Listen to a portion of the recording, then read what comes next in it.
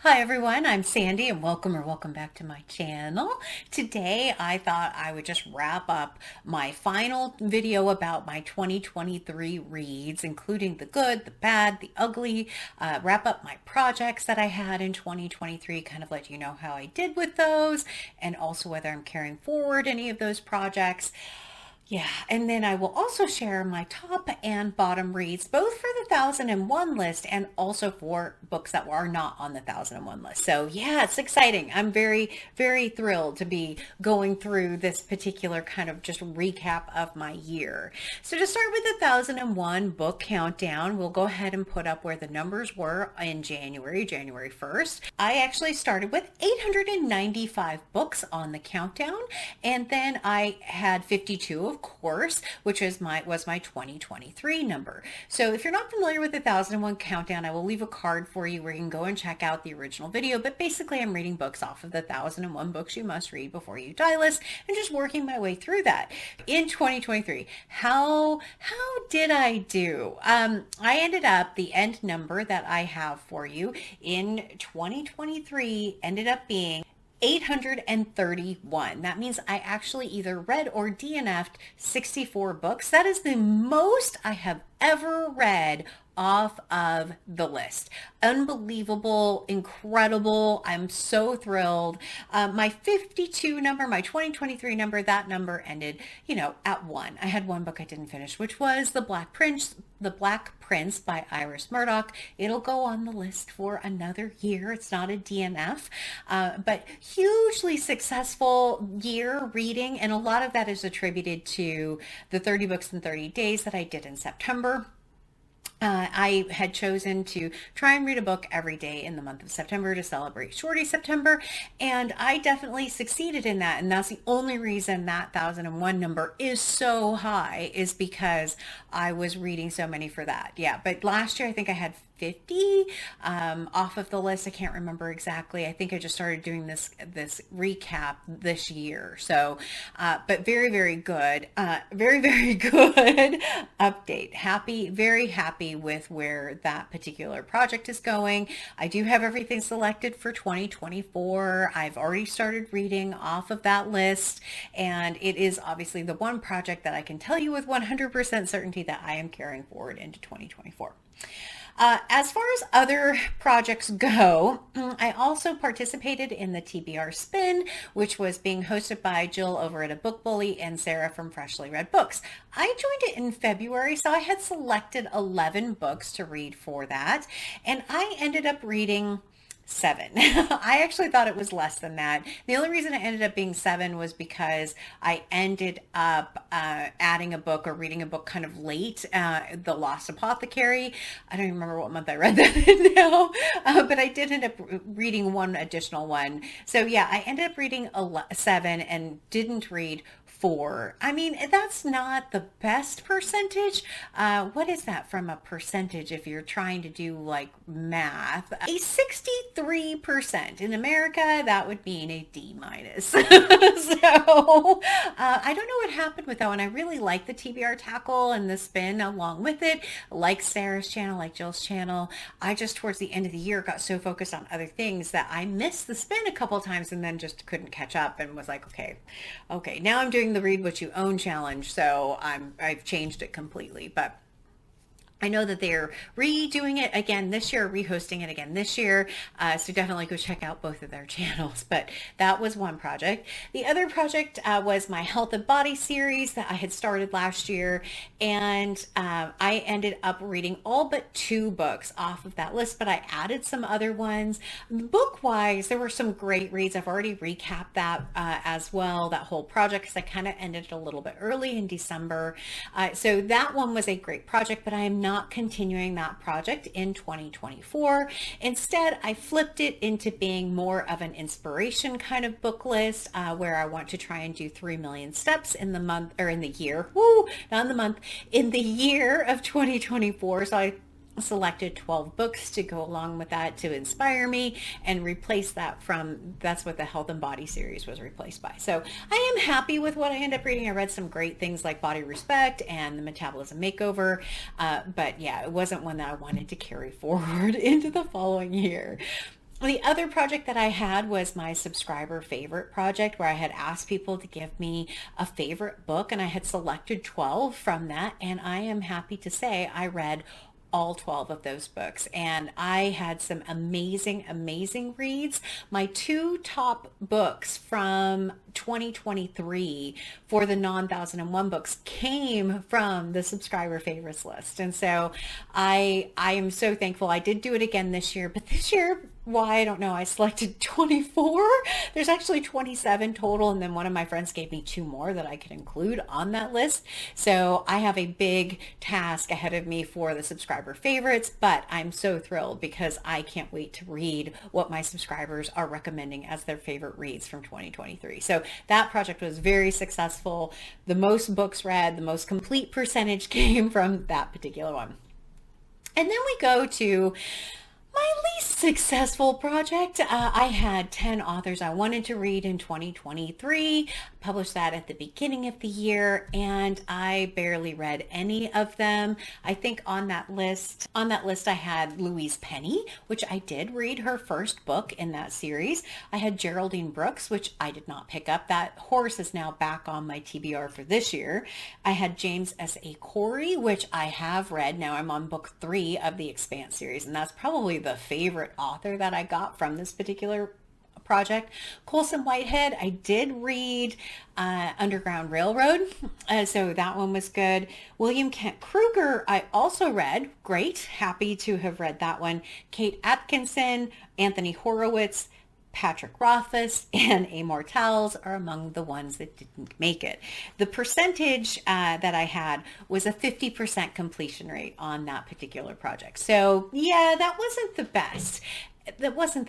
So I'm not doing that project as well in 2024. It just wasn't successful for me in 2023.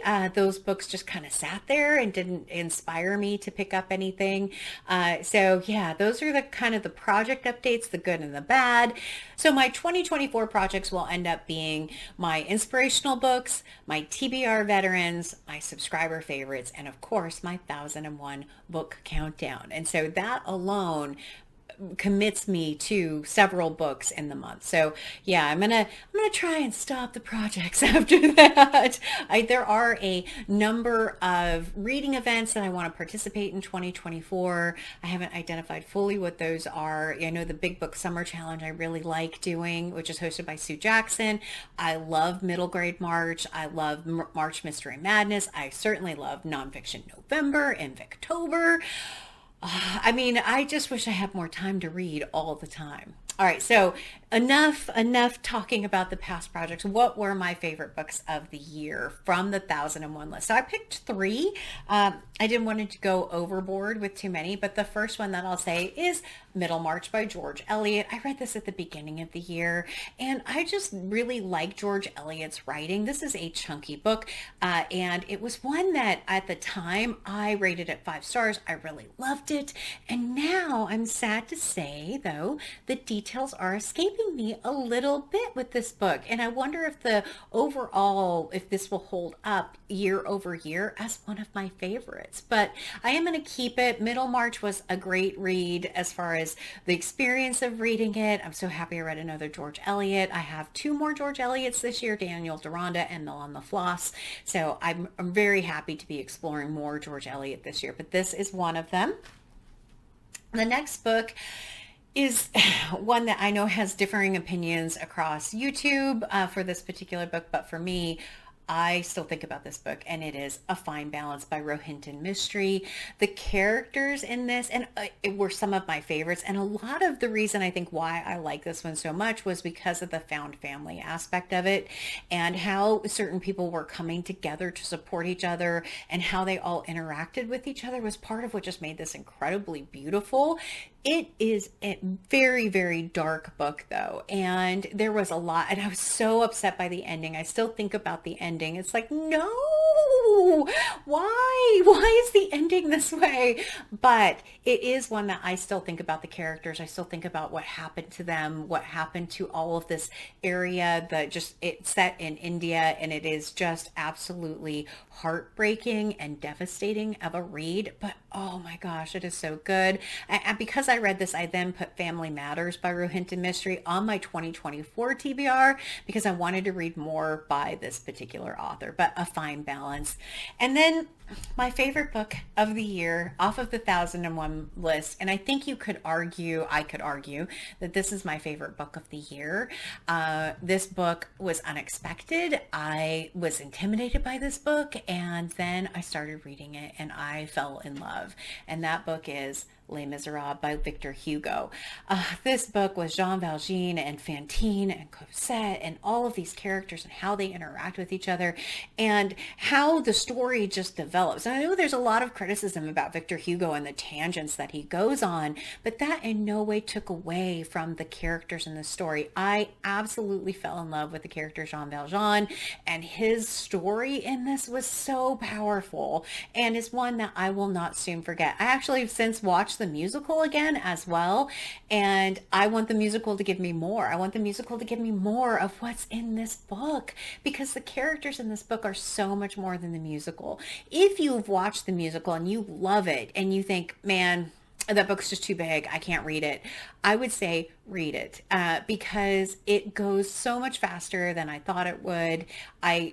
There wasn't a moment, there might be one or two moments I would say that I was like, okay, what's going on here? But for the most part, I was like, I just have to keep reading to find out what happens to my favorite characters, because so much happens in this particular book. It is by far my favorite book of the year. I would argue is Les Miserables.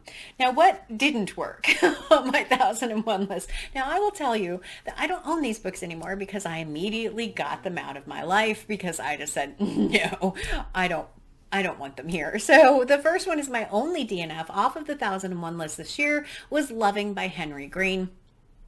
I tried multiple times to read it and just couldn't get into it, just couldn't connect with the characters, just didn't understand what was going on. And after trying it several times, I finally just said, okay, I am done. I'm just done. So that's one. The other one is The Unbearable Lightness of Being by Milan Kundera. Oh, I did not like this book. And, all I remember now about this particular book is that I didn't like it. Why didn't I like it? I don't remember at this particular point in time, other than I didn't like the characters. I didn't like what they were going through. I did not care about them at all. I didn't like the writing. I didn't like the circumstances. There was just so much in it that I remember saying I don't like about it. So I'm going to say that one. The last one is Kingsley Amos's The Green Man. And it's not one, again, I read it in September. It was a very short book and it just didn't do anything for me. That was the other kind of bottom of the list. I have one more Kingsley Amos this year. I'm reading Lucky Jim. I'm really have, high hopes that it is a great one. But there were far more 3, 4, and 5-star reads off of the 1001 list. So the bad books or the 2-star for me were much lower percentage than the overall total. I don't have those statistics or I'd share them with you. Okay, so for books that were not on the 1001 list, both, as I said, my favorite books were on, two of my favorite books were on the subscriber favorite list. One was 100 Years of Lenny and Margot by Marianne Cronin.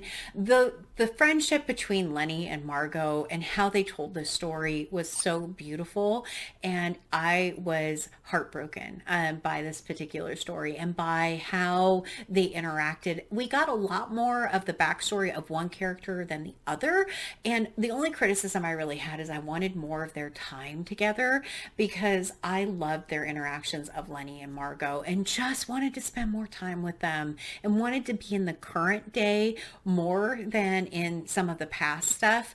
But what a fascinating story both of them had. And I just really appreciated the differences in their ages and how they came together, how they supported each other, and the idea of being ill when you're young, being ill and then connecting with people, I thought was just truly, truly, truly well done.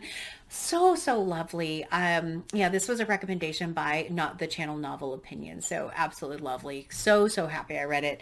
My favorite nonfiction, I had trouble narrowing down a little bit, but I did end up with Boys on the Boat by Daniel James Brown. I just read this in November. It's the story of the 1936 men's rowing team that went to the Berlin Olympics and to win gold. And that part of it is part of the story, but the part that really pulled me in was the story of one of the main characters, and his background and his story is what made this book just so absolutely incredible. And this underdog story of him and how he ended up on the rowing team and all of everything that they went through. So Boys on the Boat, definitely one of my favorite books of the year. This book was recommended by Dia over at Novel Idea. And so yeah, absolutely amazing. Highly, highly recommend this book, and definitely go check out Dia's channel as well. The other book that I have that was among my favorite reads of 2024 was The Collected Regrets of Clover by Mickey Brommer. I got this as a library book, and there was something about this book with the main character. She's a death doula, and so she's sitting with people in their last moments and collecting their thoughts as they're passing away, like they're kind of their last words. And there was something about her and her character and how sad at times she was in going through loss in her own life. And it was really interesting to see her progression over time, which is why I really liked that particular book. I liked her story, liked the idea behind it. And, you know, just the kind of the idea of someone sitting with people who are so vulnerable. I thought that was truly brilliant as well. And then the last book that I have was a group read with Dia from Novel Idea, Jack at Spark Bookjoy, and Gemma from Gemma Books. We've been searching for fantasy books and haven't really found like some. We had one really great one, which was Sword of Kaigan by M.L. Wang this year. That one could be close to the top of the list of reads for this year. But the book that we all read, and it was just kind of didn't work, I think, for the bulk of us, was The Keeper 6 by Kate Elliott. This book is a short little book, but tries to pack in enough for a full-length novel. I think if this would have been a full-length novel and the author had taken a lot of time to really flesh out the ideas in this book, it would have been phenomenal. But there's so much that happens, and it's so kind of disconnected, and I didn't really know what was going on half the time. It's like, is this all fantasy, or is this particular book? I mean, I've read some other fantasy since then that I've enjoyed quite a bit more, but this is the only book that I had that wasn't on the 1001 list that I ended up like saying no to. And that is the wrap up I have for you for 2023. It was a great year. I have more good reads than bad reads for the year. I had so many great buddy reads, so many great projects, and I'm really looking forward to 2024 and continuing on with the number of buddy reads and the book club. And I didn't really talk about the book club, but the book club as well in 2024, and the addition of Britta Bowler as a co-host. So many amazing things coming my way in 2024. I can't wait. So as always, like, comment, and subscribe. And until next time, everyone, thanks. Bye.